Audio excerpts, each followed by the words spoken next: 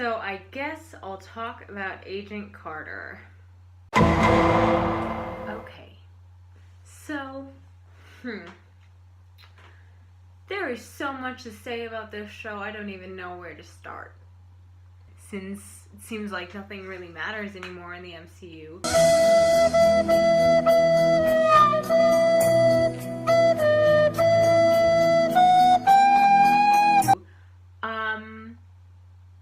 So let me just start off by saying that I really appreciate the fact that Agent Carter tried so hard, so hard to make an actual, like, feminist show. This is going to be something I'm coming back to a lot in this video because Agent Carter is not a feminist show. Like, the bar is on the ground and Agent Carter has just managed to, like, stumble over it. Like, it hasn't dug a hole under it, like a tunnel, but it stumbled over it. So that's disappointing as a fan. So season 2 of Agent Carter. Let's see. First of all, I'm never going to be able to understand why they took Peggy, their feminist character, TM, and then they made all of her motivation be because of a man. Like, what the shit is that? Like, oh my god, Peggy is so feminist. It's because of her brother. And then it's like, oh my god. You know what we should do that would definitely make the show original? Put a love triangle into it. Ha ha ha ha ha. Guess who wins the love triangle? It's not the black guy. The only person of color featured in regular capacity on this show.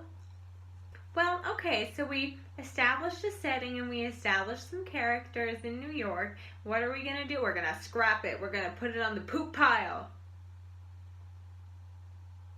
I think that this show just unleashes something really instinctive in me because I like this show so much that I ignored all of its flaws.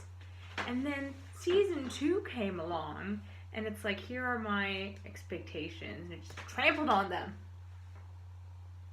I expected something like season 1. Like, narratively coherent, not overtly heterosexist. And yet, this is what I got. The only time that Peggy's best friend was featured was in a dream sequence where she sang about the love triangle and who Peggy was gonna choose. Honestly, like, the villain was fine, whatever. The storyline was meh. But just, like, what they did with the characters is really what pissed me off the most. Because I feel like it was just so inconsistent. And it was so, like it ruined everything the first season, like, set up.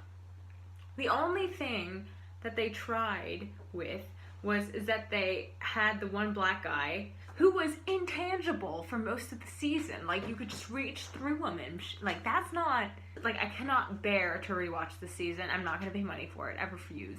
So I haven't watched the season since it came out, like, what, 2016? But he had no agency. And it was like, oh look, we have a black guy. He's there to make her realize how much she loves Sousa.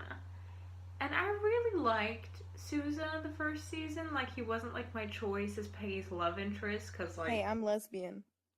I thought you were American. Considering the fact that they could have had Peggy end up with a black guy, and then they used said black guy as a stepping stone to develop her relationship with the white guy, it just kind of felt like it was trying, but it hadn't thought things through.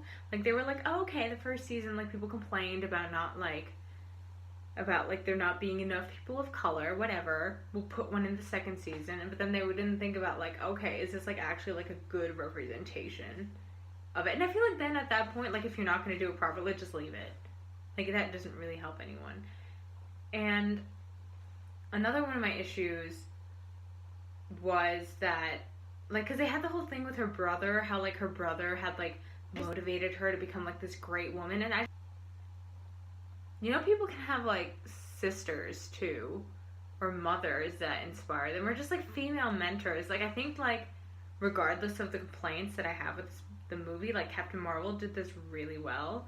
That like her mentor was a woman, and like I really appreciated that because I just feel like that's like something where it's like, okay, like sure you create like these individually strong women, but there's no like continuity.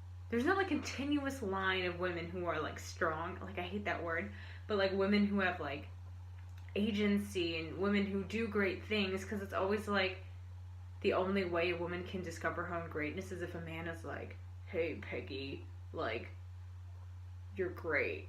Like, so that really pissed me off. I also felt like the setting wasn't as developed. I really, really, really disliked that they kept Dottie and they made her like again like super like queer coded, but also like she's like a villain. Like she's funny. I love Bridget Regan, but she plays a lot of villains that are like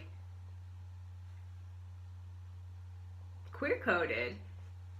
They kind of just amped up that entire problematic, I hate that word too, problematic aspect of Dottie's personality in the second season, and it's just like everything that I thought was good about the first season was gone, and everything that I thought could have like kind of been like left out a bit in the first season was like strengthened tenfold.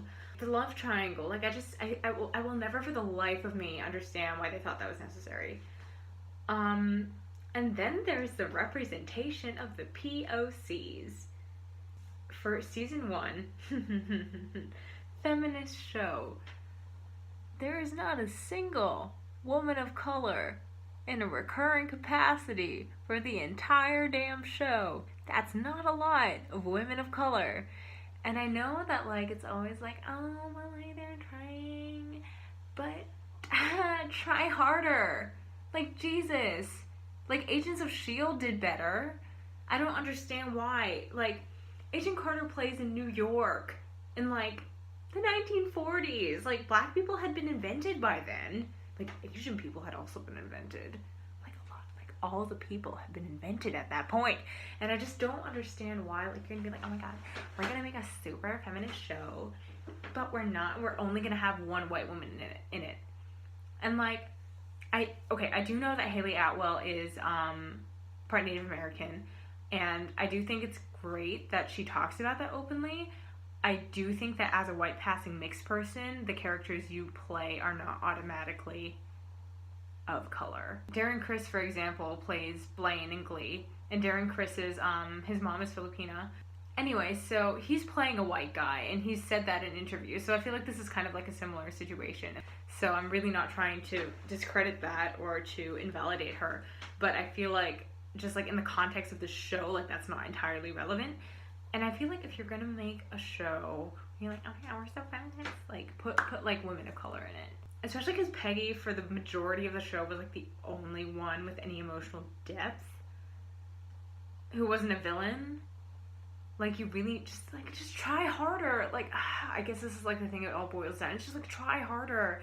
Like you have this great character. Peggy is a great character, but she can't be the only character who's like a woman and who's like doing great things, who's like a good person. Like she can't, like you just need more diversity in that. And I don't even necessarily mean like diversity in the sense of like ethnicity or like sexuality, although of course I mean those things, but like also like Peggy is the only woman, like the only significant woman in the show who's like a protagonist, you know? Like Dottie is obviously in like whatever her face was from the second season. They're both like antagonists, and I feel like that's just not like you had Peggy's roommate in the first episode who was immediately killed, and then you have like Angie is a whole different topic in of itself, but it's just like you can't do that. That's just like the lowest amount of energy that I've ever seen, and especially because Agent Carter seems so like aware of its place in the MCU. Like, oh my god, we're at the show and we're making history. And it's like, try harder. If you know that this is significant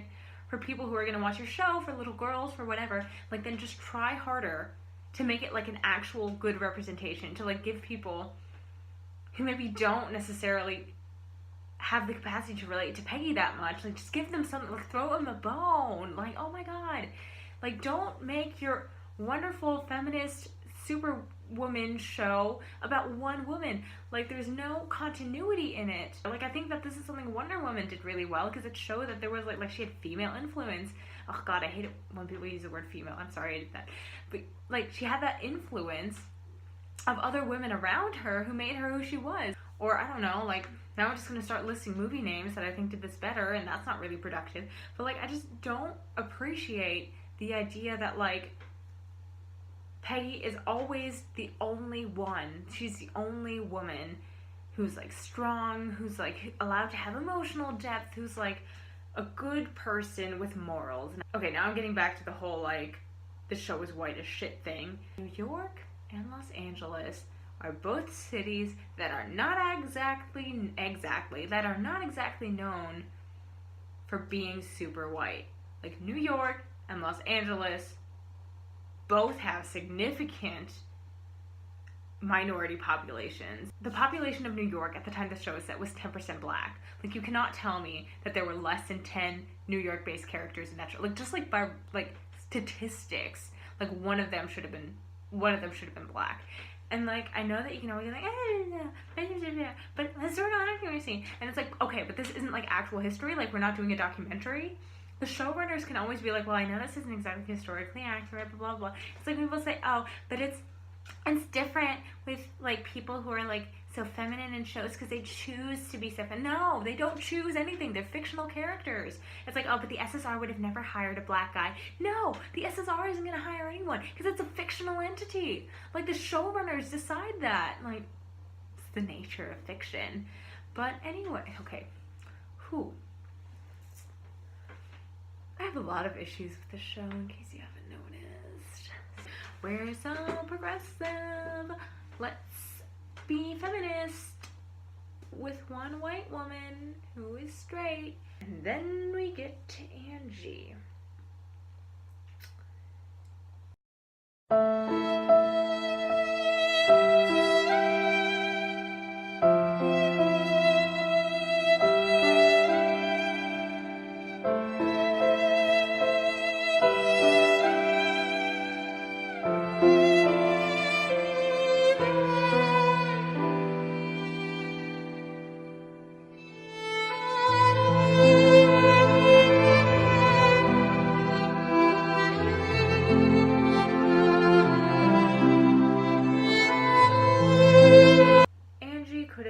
Great for the show. Like, she was a friend. Like, they were friends. They were roommates. Oh my god, they were roommates. Just like the significance of Angie's relationship to Peggy could have been so much more obvious. In the first season, I always thought it was kind of like hinted that it was like something that kept Peggy kind of grounded, you know, like she had like her gal pal or whatever, her next door neighbor, you know, it was wholesome. But then in the second season, they scrapped all that for Dottie's lesbian stalker tendencies. And I just felt like there was so much just wasted potential. Like, I just wanted the show to think that this relationship was important as I did, because I really liked this relationship, and I really thought that it added depth to Peggy, and it made her not the only woman who was, like, important. But then Angie was in, like, half the episodes and, like, had 2 scenes in them. And it's like there were, I think, like, 3 episodes in the show where she had like significant amounts of screen time, but she was never like really plot relevant. And I know that I complained about Jessica Jones a lot, but I think Jessica Jones did this better. Like, I think it's really obvious that like Jess and Trisha's relationship, like regardless of the nature of it, is really like integral to the emotional core of the show. And I didn't need Angie and Peggy's relationship to be like the emotional core of the show. I just needed it to be important. And when I saw that, like, Angie wasn't going to be coming back for the second season, I was, like, already, like, oh, shit. Like, this isn't going to be as fun. And then when I saw that she was going to be back, but in a dream sequence, and then when it turned out that dream sequence was just a singular song of Peggy trying to choose between her two men suitors. Boy howdy. It's just so, like, fundamentally disappointing to see a show that tried, it didn't try, but to see a show that thought itself so important just fail so completely at fulfilling that. Because I feel like if you're gonna do it, like, do it. Like, make that show, you know? But make it, like, actually feminist. Like, try the fuck harder